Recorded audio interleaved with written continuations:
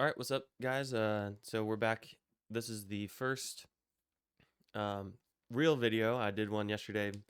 I've made some changes, and we're going to be jumping right back into the same training exercise that I was doing yesterday with a better way to keep track, a new timer system I got set up to try and keep track of any time I practice this, whether it be, um, if I'm at work or whatever and can't sit down and record, we'll have a running tally for everything that I practice as close as I can get. And yeah, it should be pretty much it. Just once again to go over the exercise. Um, we're just going to be trying to sing major and minor thirds, but just on the white keys for this. And we're going to be we're going to be listening to the two notes together as a chord, and then trying to identify each individual note from the bottom up, but maybe sometimes not. And then we're going to sing them, and then we're going to check our answer, and then I'm going to sing them again with the note name, and then we'll move on to the next one. If I get 25 in a row, that means I've kind of got a good grasp on this exercise, and we can move on to the next one, and they'll progressively get more complicated. For instance, I think the next one, I have major and minor thirds, all notes, all notes, so including sharps, flats. So that one should be pretty much the same, but then after that, it's literally any two keys. After that, it's major and minor seconds. So that one could be a little bit more challenging because you have half tones right next to each other that you have to distinguish and then sing. So, and then from there, it gets into, 3-note chords, 4-note chords, and then just different types of exercises on top of that as we go through. So hopefully that gives you a good rundown of what we're working with. But if you're still confused, just hang in there and you'll see me as I go through it, and it'll become very clear. So let's go. Sorry, one last thing.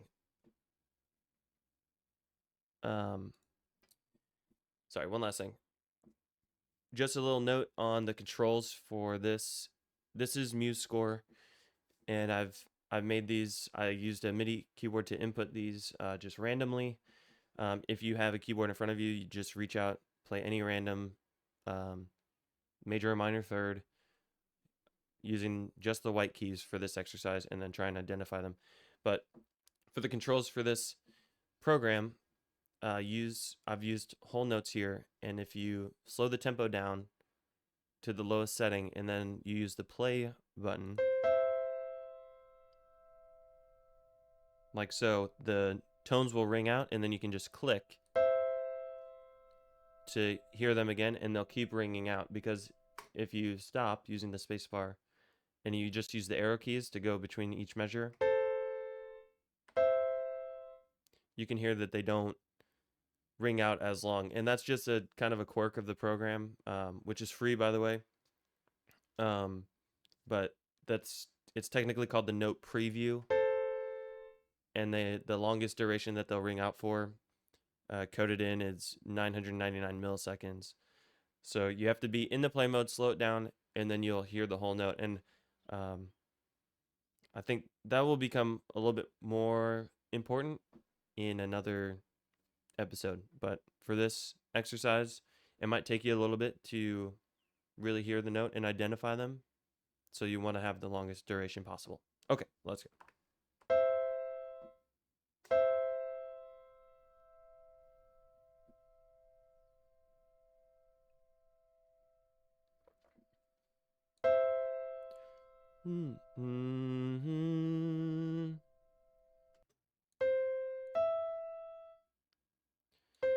C, C, E.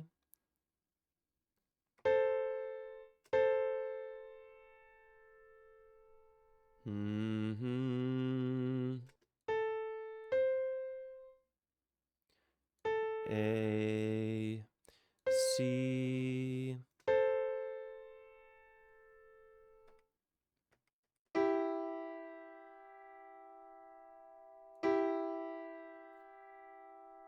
Mm-hmm.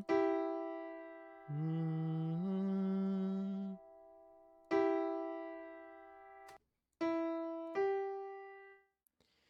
E, G.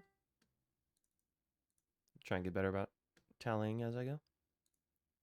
So E, G.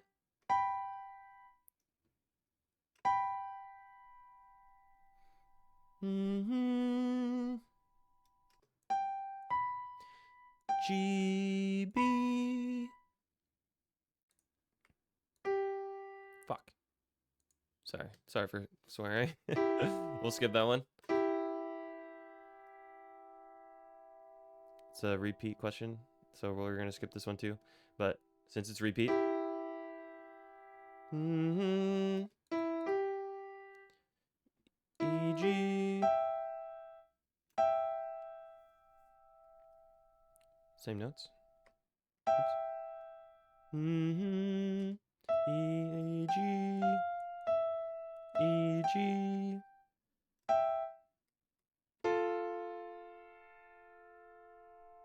Mm-hmm.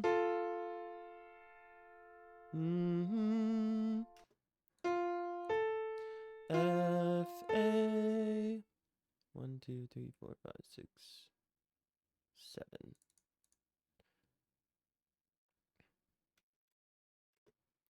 Shit. It's kind of annoying to click and then click back, but I guess it's fine.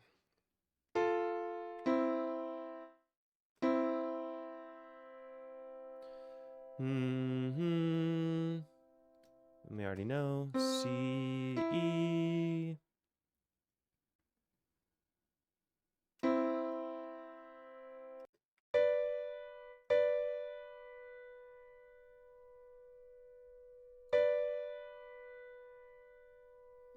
Mm.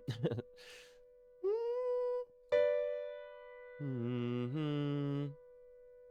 Mm. This is kind of difficult.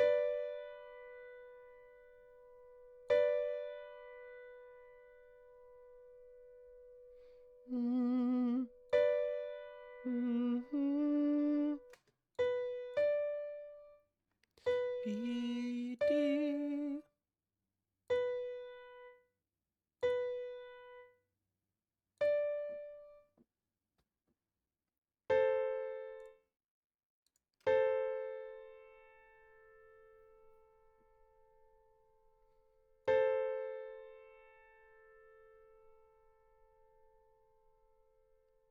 Mm-hmm. Mm-hmm. A, C.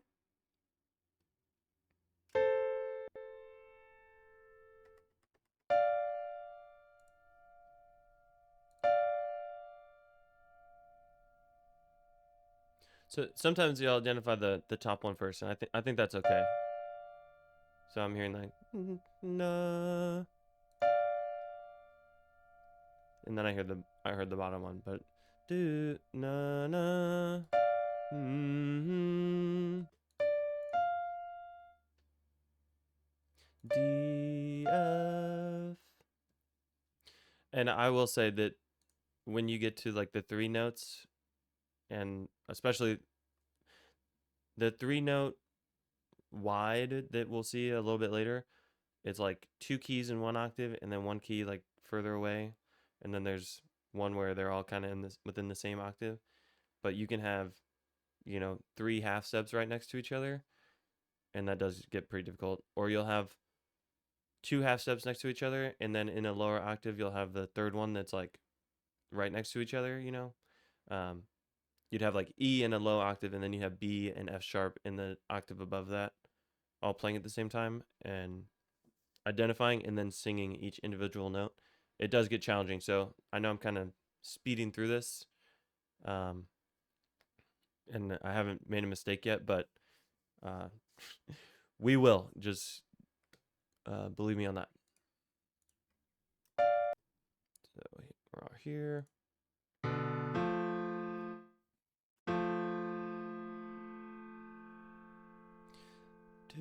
do.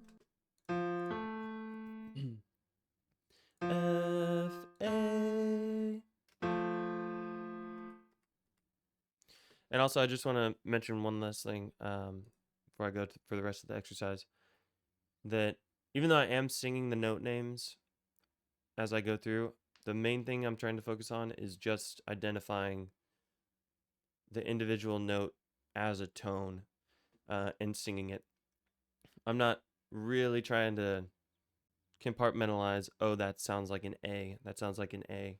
We've had repeat notes up here on the treble clef where, you know, I get to that one, and I know there was one where it was exact same. I believe these two.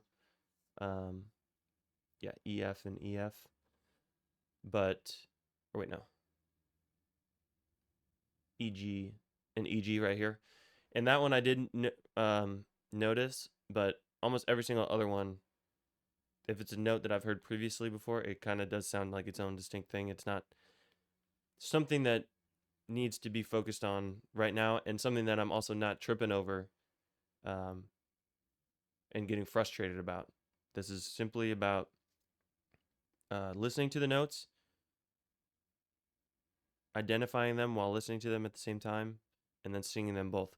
I've just added this extra step on top to maybe help, well, one, to brush up on my sight reading just a little bit, and then also maybe to help create some form of visualization help. You know, that this note in this position on the staff is always going to be this tone. So it's just kind of a theory that I have that I think it could help, but we're going to keep going because I think it's just a really good tool in general. So we're going to keep using it.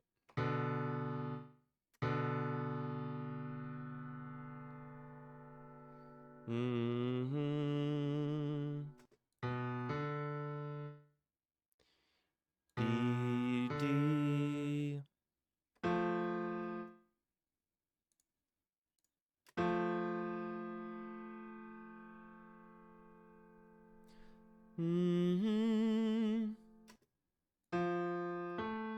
F, A.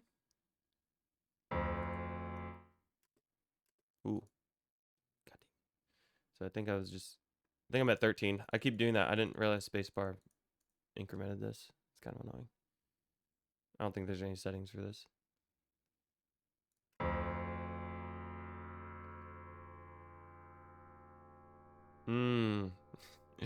These low ones are gonna be hard.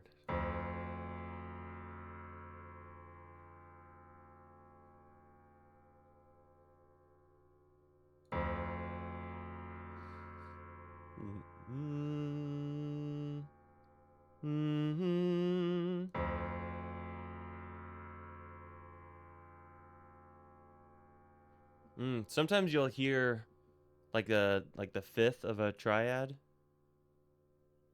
or you'll hear, you know, like in a triad you have like 1, 3, 5. Sometimes you'll hear like the 1 and the 5 when it's the 1 and the 3, or you'll hear, excuse me, sorry, you'll hear like the yeah, you'll hear the 1 and the 5 even though it's the 1 and the 3, or you'll hear the 1 even though it's like the 3 and the 5. And it can get kind of confusing. I'm confused by this one. Shit. I just pressed it.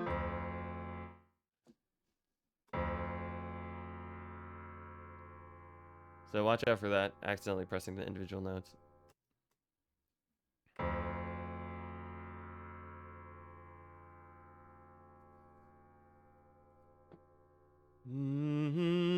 I kind of cheated on this one, but okay.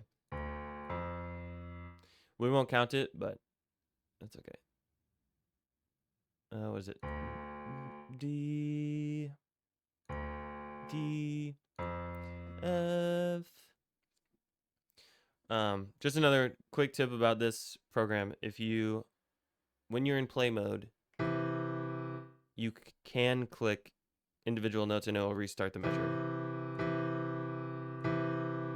But if you're in pause mode and you click an individual note, it plays the individual note. So just keep that in mind. I will not count that one.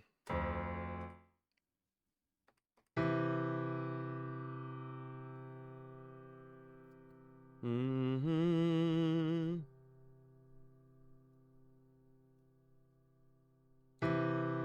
Mm-hmm.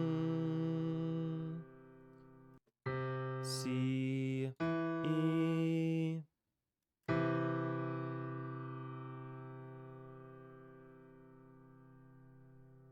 That just sounded really familiar.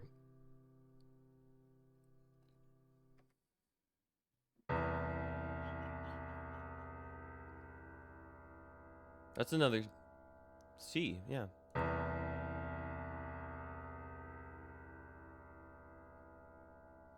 Mm-hmm. Mm-hmm.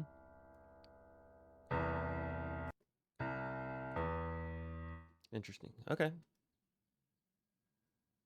Mm-hmm.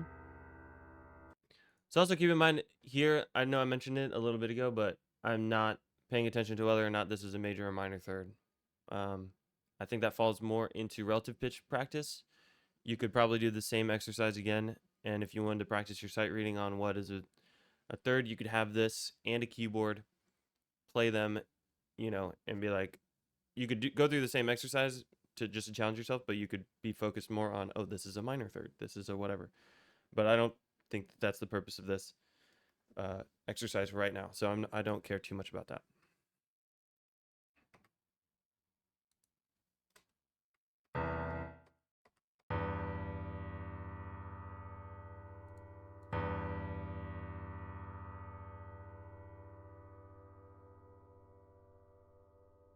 This is really interesting.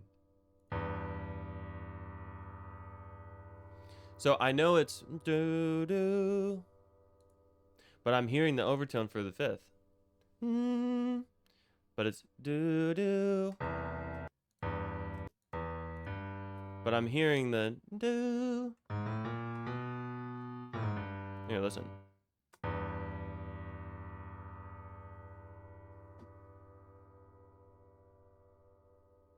It's 100% there. I'm not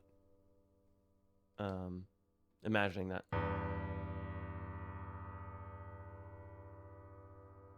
It comes in right about here. One more time.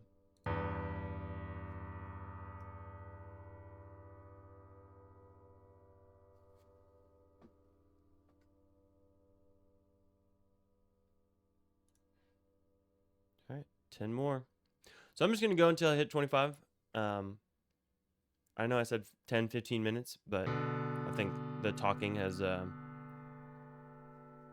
of increased the time by quite a bit. So we'll just keep going until I hit the 25. I think I can do it. But we'll see. If I fuck it up, then I'll start over tomorrow, but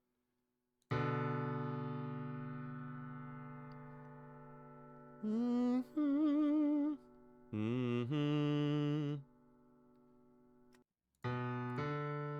B D B D.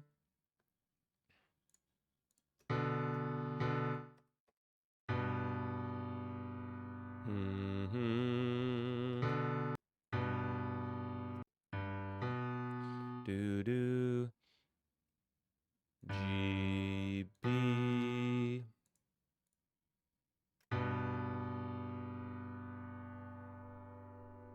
It's a lovely chord.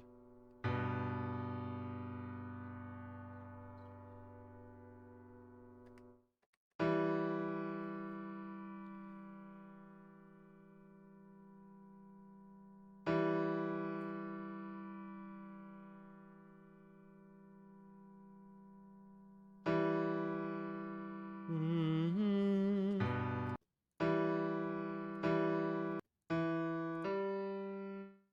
E G.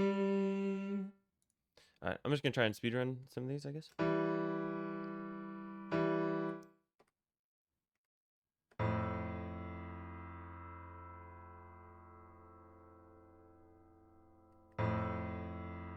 Mm-hmm.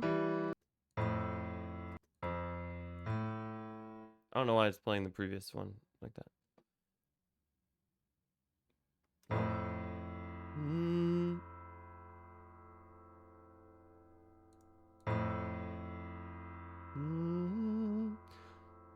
These lower ones, there's overtones and they're throwing me off.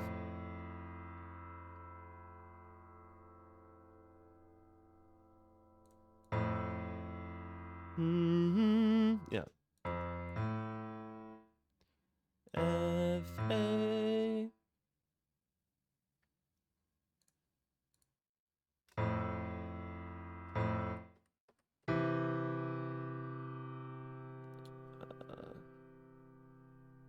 What? Oh yeah. So I recognize that we had this one before.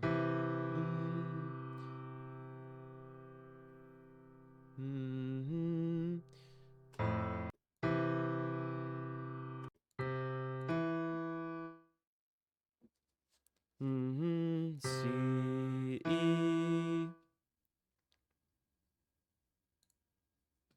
All right. Back over here.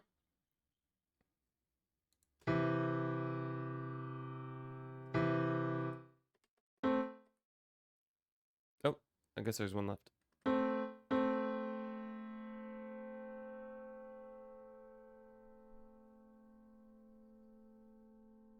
That's.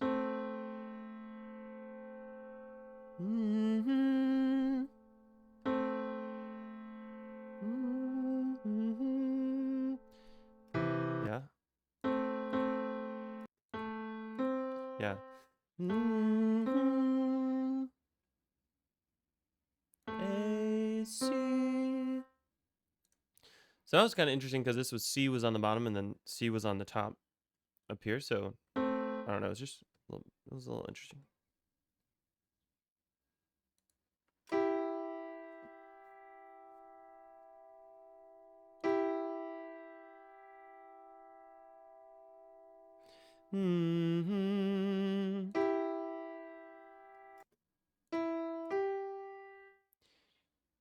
E G.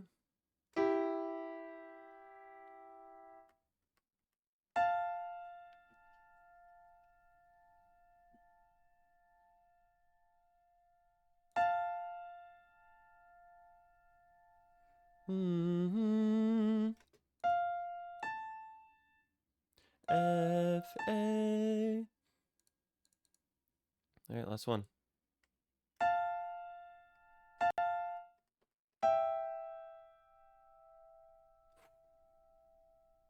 E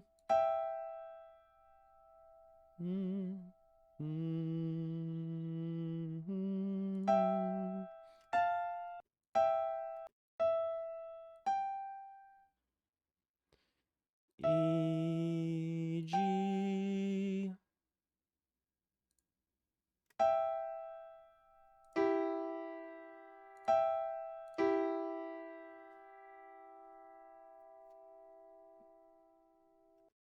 All right, that's 25. So that pretty much wraps this one up. I got to figure out why it was kind of going back and accidentally playing the one previous. That was a little annoying and distracting when you're trying to focus on the notes for that one, but then it just randomly plays the ones behind it. So I think that's user error. I think I'm misclicking something or not clicking something rather probably to move it to that next measure. I think what you have to do is if you have it selected like this and then you want to move to the next one and you press play how I was doing and then I was using the arrow keys to go to the next one. I think you have to actually click the thing because right now it will play if I press stop and then play it again, it will play this one. No? I'm really confused. Yeah, I don't know how it was playing the previous note. Maybe I can review and look, but either way, stay tuned for tomorrow's episode. All right, peace out. Thank you. Bye.